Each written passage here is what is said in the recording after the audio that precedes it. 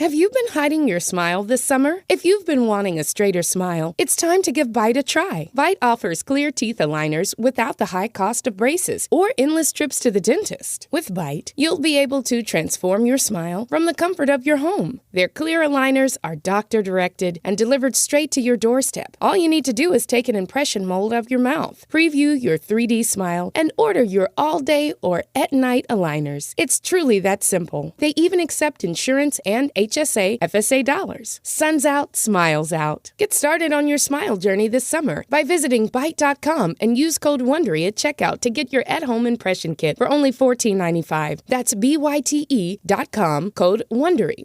I need to admit something at the beginning of this podcast, which is that I never really watched that show, How I Met Your Mother, which was a hit CBS sitcom that ran for many, many years. That's a problem, not only for my cultural literacy, but also because my guest this week was one of the stars of that show, Josh Radnor. My producers of this podcast, Lauren Efron in particular, loved How I Met Your Mother and encouraged me to have Josh come on the show. So I did so, and I'm glad I listened to them because Josh is fascinating, like totally, totally fascinating. Has a legit and long-time meditation practice and has used it in some really interesting circumstances in the public eye. He's the star right now of a play. It's called The Babylon Line, and I had a really good time talking to him, so here it is. From ABC, this is the 10% Happier Podcast. I'm Dan Harris. Well, thank you for doing this. Really appreciate it. Yeah. So I always start with the same question, which is how did you start meditating and why? My girlfriend in my 20s, who I dated for years, I thought she had an anxiety problem. And she would also agree that she had a problem with anxiety. And one day I said, you need to meditate. Here's what we're going to do. We're going to get you meditating. And then she didn't. And we broke up. She's lovely, and we're still friends. This is not a slam against her. Is she still anxious? I don't think she's as anxious, but I don't even know if she meditates. I don't know. So the major variable may be that she's no longer with you. Well, no, maybe I was the cause of the anxiety. Yeah, that's what I'm saying. But I then was really hit hard by this breakup, and it turned out I was the one who needed to meditate. You know how we engage in a lot of projection as human beings, and it turned out that I was deeply in need of meditation myself. And I think living in the modern world is an assault on your senses in many ways, and it only seems to be getting worse.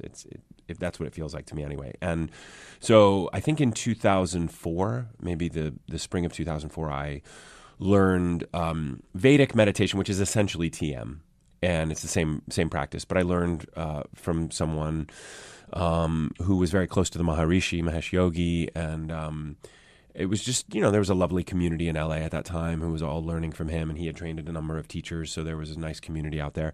And I just started, twice daily meditation, which I really haven't stopped. I mean, I still struggle to get the second one in. I don't know what kind of do you do TM? Is that what you do? I do mindfulness. Oh, mindfulness. Yes. Okay, yeah. So I generally most mornings will meditate first thing. I still do it. I sometimes will get the second one in. I try to get the second one in, but and my meditation practice has changed. I mean, I've experimented with different forms of it, but since 2004, I've never really stopped meditating. And meditation is one of those subtle things where you say, is it working?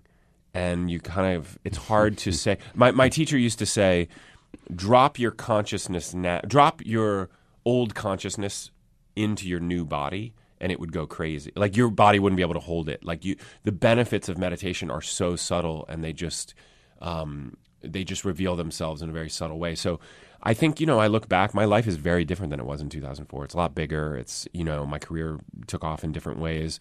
So I have to give a lot of credit to meditation. I don't know that maybe the things would have happened, but I don't know that I would have processed them in as sane a way if I didn't have a meditation practice, Okay, so you said a million things that I want to follow up Okay, there. sure. Yeah. Just to set myself just in my mind in the chronology of your life here, 2004. So that's before How I Met Your Mother? Yeah. I think I did the pilot of How I Met Your Mother in 2006, maybe 2005 or 6. So at that point, were you kind of an aspiring actor? Had you done much? No, I had started on Broadway in The Graduate. I had done a couple pilots and series that didn't work for a number of reasons. Either I was replaced, they were canceled. I did a pilot with Rob Reiner for NBC that didn't go. And so I think How I Met Your Mother was my 4th pilot I had done. And so I was a working actor. I was probably someone that like casting directors and TV executives would know, but the average person on the street would have no idea who I was. So was that a kind of an angsty stage in your life? And it was, but in some ways there was a sweetness to it, because it's something I talked about in my movie Liberal Arts that I wrote and directed, was this notion that, when you get out of college or school, that it's just infinite possibility, like everything's in front of you. And there's a sweetness to that sense of possibility. Whereas when something happens like a How I Met Your Mother, or that first big job that really introduces you to a lot of people, your whole career on some level has to be a response to that, because it's always going to be a part of things get narrower, but they also get more exciting in a weird way, like because things are actually happening. But it feels constricting in some ways. So I think my meditation practice through that ended up being really beneficial to me, because I had to, I think anyone who achieves some sort of public exposure or renown, there's always a point where you go a little crazy, because you don't know, you're being looked at in a different way, and you're, you feel like you're being showered in blessing, and you also get a little scared to leave your apartment, all at the same time. It can be very unnerving to taste fame for the first time. Yeah, I mean, very few people ever get to experience that. Yeah, and a lot of people just say they want it without thinking it through. You know what I mean? Like, had you thought it through? Not quite, and I don't know that you can. I mean, I certainly wanted a certain amount of visible success you want as an actor, so you can keep doing bigger and better things. I think it would be a really great gig if you could have all the work and none of the fame. I think that would be like the sweet spot. So none of the fame is. I mean, none of the fame is gratifying. It's not cool not exactly none of the fame. I mean, look, it's nice to get a table, and it's nice to have some people come up and just in the middle of your day and tell you how much your work has affected them. That's all very sweet. But there's other things about it that you have to contend with that are, when you don't want it, you can't quite turn it. It's not up to you when you can't turn it on or off. And I'm not, I don't deal with, I can still live a life. Like I've found a way to live a life that feels manageable. And sometimes in LA, they basically leave you alone, because that's and where in New York City. On some level, although there's a lot of students and tourists here, and the students and tourists love the show. And but then you realize you're connecting with people, and you do want some of it's a visible. I'm putting myself out there. It might be part of my. I'm a little more attracted to writing and directing now, just because it feels less. I mean, it feels like I can still be endlessly creative without all the kind of exposure of my face. Right. But well, it sounds like you have a managed ego then, because a lot of people really care a lot about the exposure of their face. Yeah, but I think that there's a part of me that's actually shy. I don't know if it's ego or what. I still have one, and I'm working on it. It's not like I'm immune from the temptations of it. But I've tried post How I Met Your Mother to make decisions that were not based in some sort of desperation to stay relevant or in front of people. I've gone back to the theater. I've done this show for PBS. Mercy Street. It's called Mercy Street, and it's a really good show. But I've kind of thrown myself into ensembles. I haven't been like look at me, and that just feels right to me right now. I don't know if I don't have a particular kind of narcissism that would allow me to be a little more out there. But I try to orient my life in a spiritual context. And what I mean by that is, did you ever read, by the way, the David Brooks book, The Road to Character? No, I'm familiar with it. It's excellent. Is it? I really recommend it. Yeah. Duly but noted. he talks about these two things that are competing within us, which he calls resume virtues and eulogy virtues. And he says the resume virtues are like, obviously, what makes you hireable, what makes you a kind of interesting person at a dinner party. Yep. And the eulogy virtues are like, what will they say about you at your funeral? Right. Was he a good friend? Was he Right. a good parent? Was he generous, charitable, kind, compassionate, forgiving, all those things? And I can get hijacked by resume virtues, certainly. It takes up a lot of space in my head, but I ultimately feel like I want to be a person who leans into eulogy virtues more. And I try to remember that, the kind of deathbed moment of like what kind of person, the old, no one wishes they spent more time at the office. Mm-hmm. And I feel like some gift in How I Met Your Mother, like freed me up to actually, because it didn't, and I'm really grateful for that show and I love being a part of it, but it didn't give me the kind of sustained euphoria that you think it would. And what people are disappointed to hear that it didn't. They'll say like, what do you mean you weren't endlessly happy for 9 straight years? And you're like, well, nothing, you can't get out of being human. You can't get out of the like peaks and valleys of being a human being, So it sent me on this search for, well, what is meaningful? Like I love doing work, but it's doing the work. There were things I did that were really small that have been so meaningful to me, and just a couple people will see them, but it doesn't matter to me because it altered me and changed me. And meditation is something that gets me back to being quiet so I can hear that kind of guidance, like eulogy virtue guidance versus the, like the ego is just, it's a bully. It's just going to scream at you. And that's one of the ways you can tell that it's the ego, is if it's screaming and if there's confusion.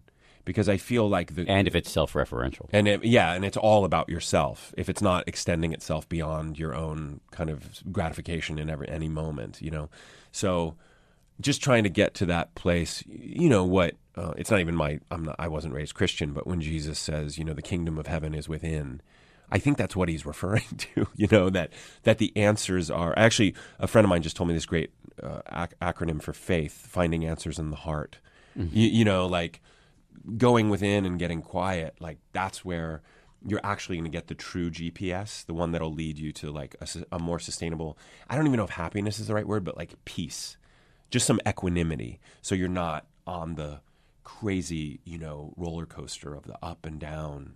I feel I'm always trying to find some sort of equanimity in that regard. So tell me about, just for the uninitiated, just describe what Vedic meditation is. I'll start you off a little bit. So mindfulness meditation, which is what I do, is derived from Buddhism. And I actually probably, even if I'm going to be more honest, I'm probably just a flat-out Buddhist, because that's mostly what I do. Vedic meditation is Hindu meditation, mostly with a mantra. The most famous variety of that is transcendental meditation, TM, which was invented by the Maharishi Mahesh Yogi. Right. It's actually, I don't know that he invented it. He popularized it. Well, he invented TM. He patented it. He literally trademarked.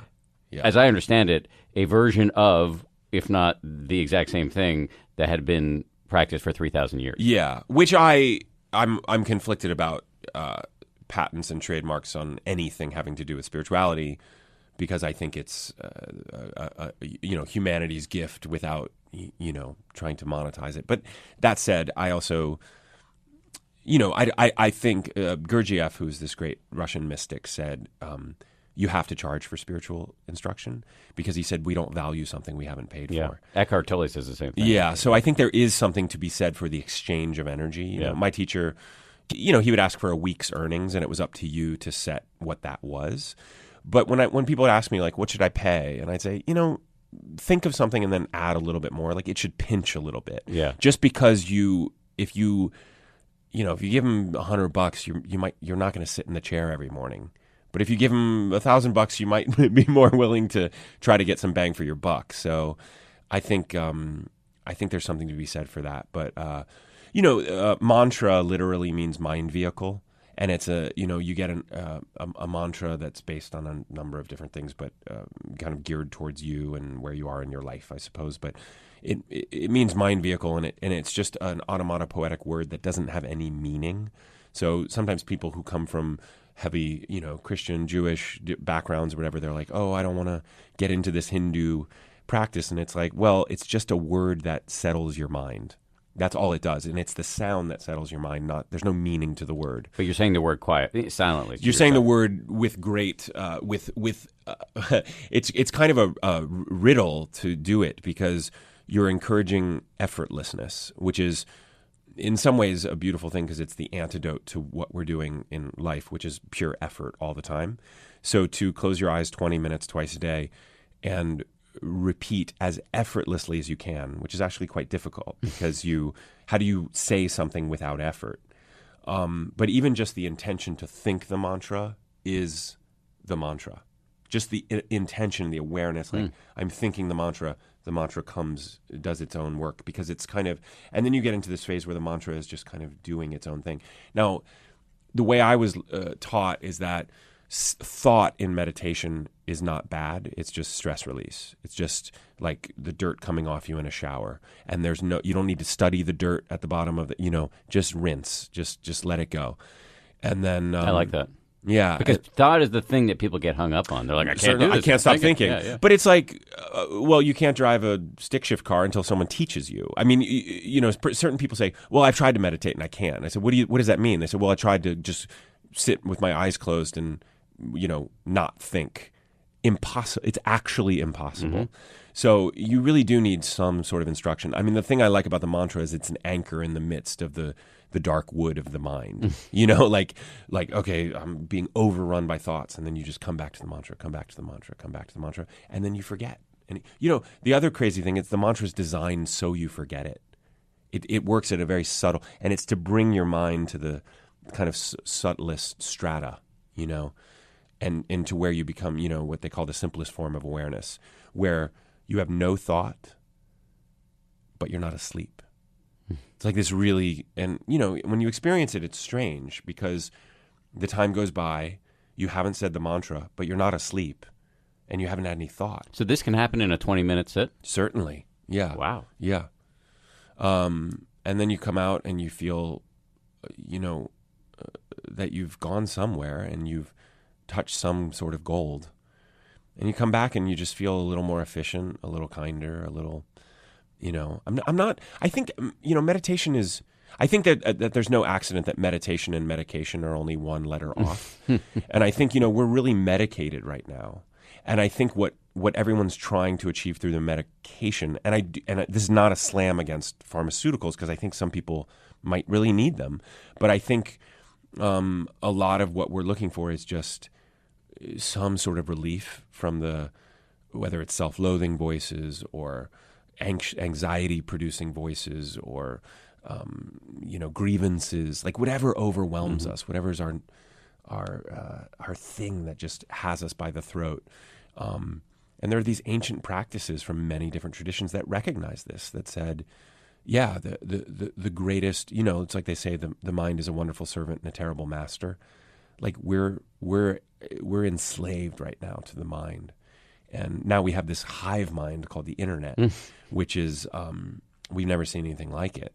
So to, not fall prey to the voices and the noise, it feels more urgent to me than ever to stick with this. I fully agree. Yeah. Academy is a new scripted podcast that follows Ava Richards, a brilliant scholarship student attending Bishop Gray Academy, the country's most exclusive boarding school. Academy takes you into the world of a cutthroat private school where power, money, and sex collide in a game of life and death. Binge all 10 episodes of Academy early and ad-free on Wondery Plus.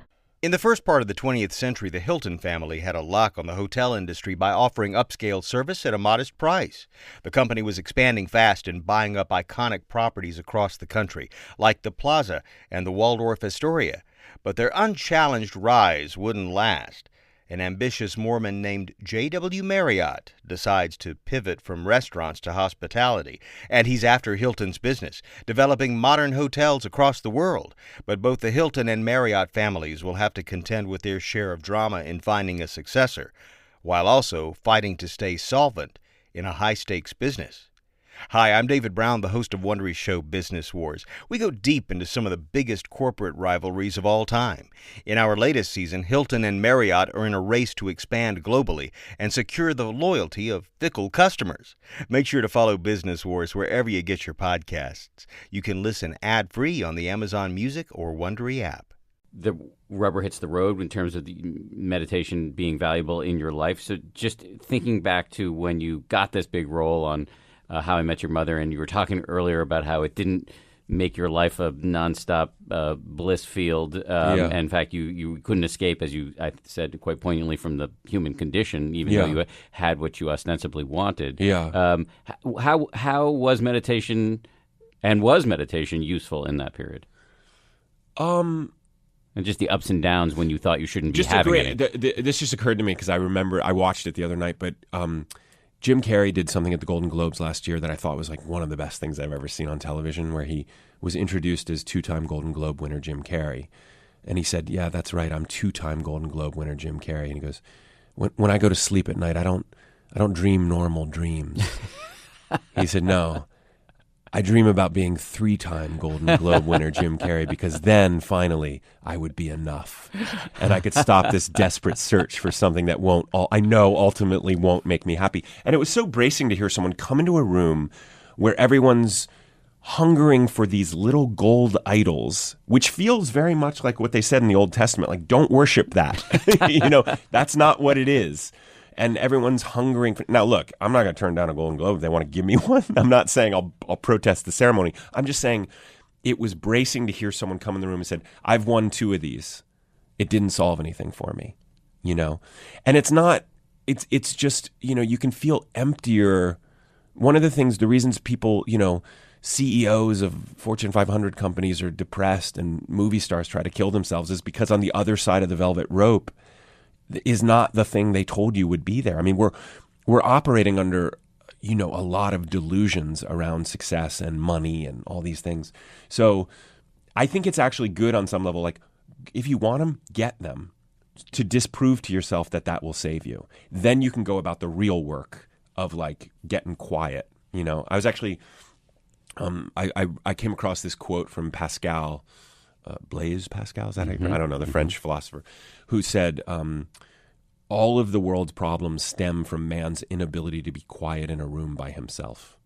I love that. And I tweeted it, and it's funny how some people really understand what that means. If you don't understand what that means, you'll think, no, we just need cooperation, or man needs to stop being so stupid. People wrote to me, and I said, no. It means what we're talking about. It can't get cooperation without quiet, And the people I think who really have been deep change agents in the world, the Mandelas and the Gandhis, and these were people who were rooted in that place, like absolutely rooted in that still place, and negotiated from that place, and said no and yes from that place, and led people from that place. And I just think, your question was about, how it helped me navigate success in some ways. Overwhelming success. Well, one of the things that happens with success is you metabolize it very quickly. So one day you're auditioning for pilots, and the next day you're on a hit TV show, and somehow it all feels normal because you just show up for work every day with, other famous people who are your friends, and you're just working with them, and you're making a show. And I didn't even watch the show that much. Like, other people know the show a lot better than I do, So, there's a term for what you're describing. What's that? Hedonic adaptation. Oh, is that right? Yes, like it's a version of hedonism. Like, you just, when something good happens to you, you so quickly bake it into your baseline that you don't appreciate it anymore. Oh, 100%. And I actually heard this thing that the reason time moves so slowly when we're young is because everything's new and we're taking it in for the first time. And when we get older, we're actually not observing the world in a vital way anymore. Makes sense. And then things just speed up because we're not taking it in. I remember so strongly how long a summer felt when you're a kid, how long a school year. And now it's like, things just go. So I think the anchor of waking up meditating, or even meditating in my dressing room. When I directed my first film, if they were lighting for 20 minutes, I would grab a 15, 20-minute meditation, just, on a folding chair in the quietest space I could find. And have you read David Lynch's book, Catching the Big Fish? Yeah. It's another book I have not read, but it's terrific, and it's totally worth reading. But he really thinks that meditation is the kind of that's where he digs and gets all that weird stuff. It's the wellspring of creativity for him. Yeah. And I actually I don't do that kind of meditation, but I mean, it to me, I get an enormous flood of ideas. Oh yeah, the more I meditate. Yeah, me too. And I also found that I don't work. A lot of people work really well with a lot of stress, a lot of anxiety, depression, or heartbreak is where a lot of their creativity springs from. I am not that person. I work much better when I'm connected to, that quiet, when I'm meditating, when I'm praying, when I just feel like I'm hooked into something larger than myself. Elizabeth Gilbert gave a really brilliant TED Talk about creativity, how it used to be, a genius was something outside of you, this kind of exogenous entity that you kind of prayed to, like, all right, genius, we're going to start writing. And then something disastrous happened when we became the genius. Like, oh, I'm a genius. And she thinks this is really psychologically unhealthy, and I agree. When I can petition to something larger than myself for inspiration, and then not ultimately take credit for it. That's what the Bhagavad Gita says, do the action, but the fruits of the labor are not yours. And so when I can get quiet and feel like I'm hooked into that kind of conveyor belt of creativity that is much bigger than me, I somehow feel like I'm going to be okay. I might be okay, And reading books that feel nourishing, cutting toxic people out of my life. One of the things I got really good at was when you're on TV, you can feel very strongly when people want to hang out with you for the wrong reasons. And I just got my GPS really strong about sizing people up and what their intentions were. And when you meet someone that has never seen your TV show and doesn't know who you are, but they're fascinating to talk to, you kind of hold on to them for dear life because you say, like, you could be a real friend. And I have some deep friends that I was friends with from before the show. So I think, I'd like to write maybe an extended piece on and I gave a talk in India about it last year in Mumbai at something called the Inc. conference, which was essentially a spiritual approach to celebrity. How did I navigate? Like, if I didn't want to be a jerk, and I didn't want to be a drug addict or an alcoholic, and I didn't want to be an agoraphobic weirdo who never left the house, like, how was I going to deal with this weird aspect of my life? It's what Ram Dass calls, he says, whatever your life is, that's your yoga. That's your practice. If your mother's sick, that's your yoga. If you're on a hit TV show, that's your yoga. If you're getting evicted or if you're a landlord, like, that's your yoga. So I just tried to really look at what was in front of me and just say, like, okay. And it sounds silly to talk about, being on a hit TV show as being a spiritual struggle, but it was, and it continues to be. And I don't know. I mean, do you find success to be? It's a complicated thing. It is a complicated because you also can't complain about it to a lot of people. Yes, you know what I mean. Exactly right. So you it's isolating. Yeah, there's very few people that want to hear you complain about being. But it's also a complicated thing. I mean, I don't. There are vastly fewer people who are going to come up to me in Times Square than to you. Right. But and for me, that's not really where the issue lies. Personally, it's more that it's what you said about the resume virtues versus eulogy virtues. Yeah. That once you get some taste of some success, you have 5 minutes where, like, I can't believe this happened. Yeah. I wrote this book. I didn't think anybody was going to read it. Yeah. Well, people are reading it. And then you're like, what's my next book going to be? Why aren't more people reading it? Oh, it's endless. And if you go on a publicity tour about, like, a movie you made, like, like, movies I've written, directed, starred in, they've gone to Sundance, they've won awards, I'm out publicizing them, and they say, so what's up next? And I'm like, wait, can I have a break? Like, I just did this thing. And then you start going, what's next? Like, I remember when I I was talking to I signed with a publicist because at a certain point you need a publicist to help you navigate the thickets of publicity, which when I wanted to be a theater actor in New York, the idea that I would have a publicist sounded grotesque, but you can't do without one at a certain point. But my first publicist, I said to her, because I'm on a hit TV show now, do I have to try to become a movie star? Like, is that something I have to now try to do? Like, is that what we're all trying to do? And that didn't entirely appeal to me. But I thought, well, what do I do? Like, what am I supposed to do? And if I'm just on a hit TV show and then I'm never heard from again, am I going to be like the sad guy who whatever happened to so-and-so? Yeah. You know what I mean? Yeah. So I'm just as much in the grip of that egoic stuff as anyone. But I'm also trying to run the marathon, and I know that after you have a very visible success, I think it's okay to go away for a while, or do something quieter for a while. And so where are you with that now? I mean, it's been 2 years since the show. Yeah, I mean, I was on Broadway last year in a play called Disgrace. That was amazing, and I filmed 2 seasons of this show, Mercy Street, on PBS, which has been extraordinary. I'm doing a play at Lincoln Center right now. I've made a couple small movies. I made a gorgeous movie with my favorite band called Cloud Cult, which is like this very intensely spiritual and awake band from Minnesota and Wisconsin, and I'm pretty close with them now. But we did this film called The Seeker that I helped produce. That was just an hour long. It's a silent film that's just scored by their new record. And, it was an extraordinary experience and really small, like maybe just for Cloud Cult fans. I don't know. It's going to, they're going to do a couple of tug screenings and people will see it and you'll be able to get it. But, things that just meant something to me. Like someone asked me about a job I did and I said, I don't know if it changed the world, but it changed me.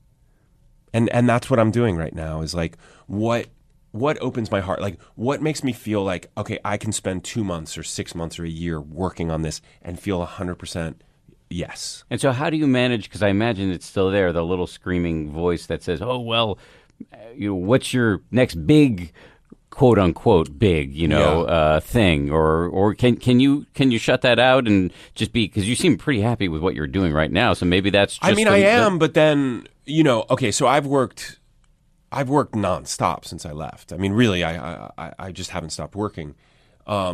And then, a Brazilian teenager writes you on Twitter and says, hey, man, when are you going to do something again? Oh. You know what I mean? Because they're not watching PBS. They're not watching PBS. They're not coming to Lincoln Center to see your play. So they think you just went away. And so you don't want to be led by the Brazilian teenager voice in your head, No. which nothing against Brazilian teenagers. No. They're lovely. But, there's you've got to negotiate, what's bringing you some sense of fulfillment. I mean, the sweet spot would be something that is, my friend Ben Lee and I wrote this is another thing I did. I wrote an album with my friend Ben Lee, who's an Australian singer-songwriter. One of the first talks we had, and we actually met on the set of How I Met Your Mother because they used a song of his and he liked the show and wanted to come by, and we became friends. And weirdly, I ran into him when I was waiting to see my meditation teacher, and he was living across the street from where he was teaching. And he said, what are you doing here? I said, I'm meeting my meditation teacher. And he asked who it was. I told him. He said, he taught me to meditate in Australia when I was 19. So we had learned meditation from the same teacher. It was so weird. But one of our first talks we had was, how do you be both good and popular? Like, there's that feeling of like, okay, either I'm a sellout making dreck and lots of people watch it, or I do something good that no one sees. And I don't really subscribe to that because I think there's quality things out there that people watch. And I think that people do know the difference of quality. And, look, there's still a lot of terrible things that a lot of people watch, but there's also a lot of good things that people watch. So I want to make good things, and I want to contribute something valuable to the atmosphere because I feel there's a lot of toxicity out there. There's a lot of noise. And I feel like if I could make something that was informed by my eulogy virtues, by my spirituality, by my centeredness, I feel like that translates, that jumps out of the screen at people, and people say, oh, I felt altered by this, or this felt different than something. I didn't feel like I was being screamed at. But in that way, some of the work I've done, like this beautiful film with Cloud Cult, The Seeker, that's a film that whispers. That's not a film that'll scream and grab you by the lapels. That's a film you got to lean into. You got to seek it out, So I wish I had $1 billion and a distribution arm and I could just, advertise on buses of everything I want and care about. But another thing is, and this is why I love this play I'm doing, the Babylon line right now. It's about two people who think they're at the end of their story. They think they're in a tragedy, but it's revealed they're actually just in the middle of their story. And I think one of the things that our mind does is it makes us think we're always at the end, but really you're just in a middle chapter of your story. So who knows? I mean, How I Met Your Mother might be my great popular success. I mean, it might be. I hope it's not. I suspect I have some other things that will get seen and noticed, and I'm just going to keep making things that light me up, because I think I have good taste. I mean, that's the only thing I have to go on, really. I think that, I'm not your manager or your advisor, but as somebody who just met you and already likes you, I would say that's the right strategy. Like, what other choice do you have? You are in a privileged position. You were on this hit show, which means that you don't have to, work every second of every day to survive. And so just do the stuff you love and hope that, and then don't worry about it in some level. Yeah. And I think, it's funny, the filmmakers who, like Woody Allen or the Coen brothers, I remember the Coen brothers were so mystified that True Grit was this like crazy hit. They didn't understand why that and not any of their other films. And Raising Arizona is a pretty big hit, right? Yeah, but I don't think they'd had as big a, like $100 million hit. I don't think they'd had that. No. Maybe not ever. I think True Grit was their highest grossing film. And so great movie. It's a great movie, but I think that they're, like Woody Allen, he didn't know why Midnight in Paris. He thought his greatest comedy was Hollywood Ending. Like, I think there's something about people who just keep making films or keep going that really appeals to me. And like Krishna says to Arjuna in the Bhagavad Gita, like, the fruits of the labor, that has nothing to do with you. Correct. Make it. That was my point. Just keep making it. Yes. So I'm just going to keep making stuff, and I feel like I'll be surprised, and then I'll be disappointed, and then I'll be surprised again. And none of it matters. What I'm really interested in having is a body of work that I can look back on and say, I stand by all these choices. I know why I did these. I feel good about the reasons I did these, and I feel good about the final product. What would you say to a young, let's just say actor, but it could be anybody who's young, up and coming, super ambitious, wants to make his or her mark? Yeah. What would your advice be? Honestly, and I'm not saying this because I'm on this podcast, I always tell people get a meditation practice. Because I think that, the only advice I have to give is like, be raised by Carol and Alan Radnor in this town, go to these schools, and then get this agent, and then do these jobs. Like, I only have my own biography, to reference. And it was a very particular thing that brought me, where it brought me. But everyone else's path is going to be so particular. And I think that getting quiet, for some time during the day, especially in the midst of this noise we've been talking about, both internal, individually and collectively, there's just a lot of noise. You'll be able to hear the guidance. One of the things I think meditation does is it strengthens your instinct. It strengthens your ability to kind of size people up quickly. You can read, like I said, that kind of vampiric energy coming from people. And you go, you know what? I'm going to back away from this. This doesn't feel safe and healthy to me. And then there are other people that you think, no, this feels good. I like what they're about. I like what they're saying. So you've got to make a lot of snap, quick judgments in this industry that I'm in, about who you're going to collaborate with. So I think, also breathing, just the basics. Like we lose ourselves. And I think if you're so focused on the next thing, you're not really paying attention to the opportunities that actually are coming your way. And so I think getting a meditation practice and finding a way to be creative every day. Like I tell actors, if you can write and you're not writing, it's like a dereliction of duty. Like look at how many people are creating their own work right now and what that's doing for them, I think also you know yourself better than other people. You know how to write for yourself better than other people. You know what talents are not being exploited and paid attention to. So exploit them yourself. I don't know if that's the right word, but you know what I mean? Yeah. Yeah. Before we go, can you just tell us more about the play you're in right now? Yeah, it's called The Babylon Line. It's at Lincoln Center right now in the Mitzi Newhouse, just a couple blocks from here. It's a play by Richard Greenberg, who's a terrific Tony Award-winning writer. He wrote Take Me Out, among other beautiful plays. And it's about, I play a blocked, poor writer in the 60s living in the village who, to make a couple extra bucks, he takes the train to Levittown, Long Island to teach these Jewish housewives creative writing once a week. And there's a married woman in the class who is complicated but wildly talented. And my character, I'm also married, so we have it's kind of about an emotional affair that never gets consummated. But it's also about writing and time and nostalgia and loss and perspective, and it's a really beautiful, rich play. It's like a full meal of a play. It's a lot. It's very dense and language heavy. So if that's your thing, you know, like if you really like words and ideas expressed beautifully and people struggling to find the right words for things, you know, this is all stuff that really excites me. Terry Kinney directed it, who's an amazing actor, but also one of the founders of Steppenwolf Theater in Chicago, and the cast is amazing. And yeah, it was a great way to come back to New York and be in a play that felt, you know, it's a play I never could have written because it's so singular, the voice, but the themes of it are really resonate with me, and I just thought this is something would be great to lend myself to. And how long will it run? Till January 22nd. We've been up for a little while. Excellent. But it's running now.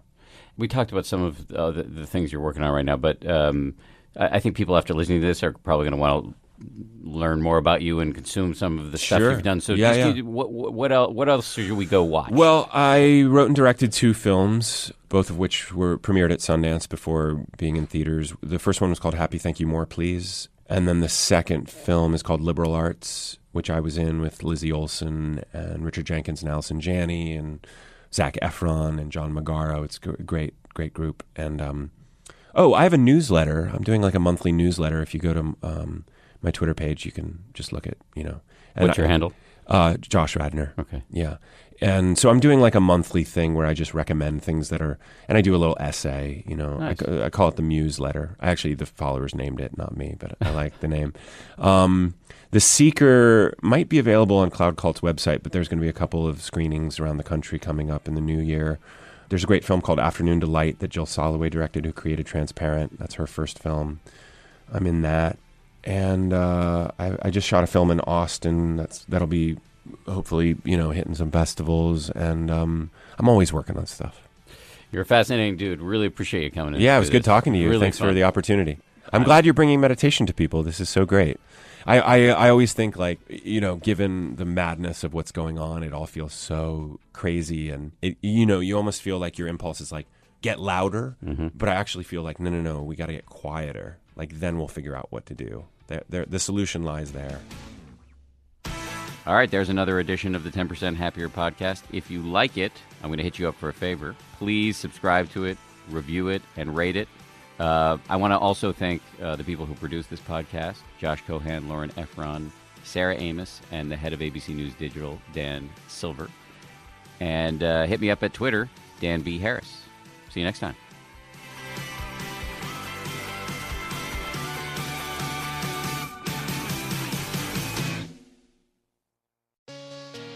Hey, Prime members. You can listen to 10% Happier early and ad-free on Amazon Music. Download the Amazon Music app today. Or you can listen early and ad-free with Wondery Plus in Apple Podcasts. Before you go, do us a solid and tell us all about yourself by completing a short survey at Wondery.com/survey.